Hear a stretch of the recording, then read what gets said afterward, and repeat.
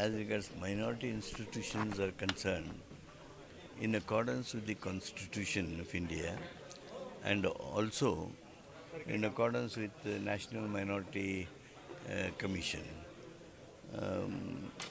the rules will be issued.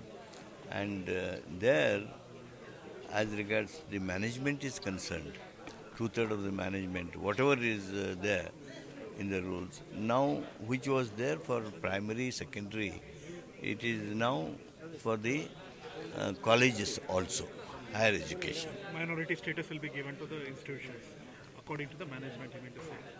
Yeah, It was yeah, being yeah. followed in the Yeah, yeah. management. Whatever are the norms to be followed to recognize them as minority institution, according to the Constitution and the National Minority Organization, National Minority Commission, it will be recognized.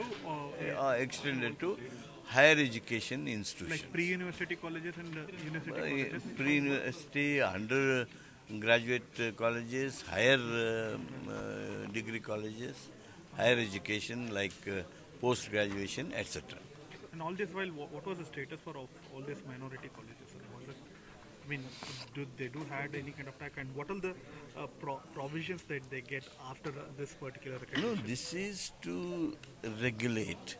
Regulate. This is to bring them under one uniform working. Okay. And no provision and no extra provision that this institution get, like students. no, do you have any cap No, for the no, students? no. Do this many minority students and this many students from the other? There are requests for making minimum. How much it should be? No, there are requests for even up to 50%. 50% minority students. But should be given. there are some practical problems. Okay. That's why that is not So this considered. regulation is purely related to administration. Administration, management and administration. Nothing related with the students, you mean to say. No.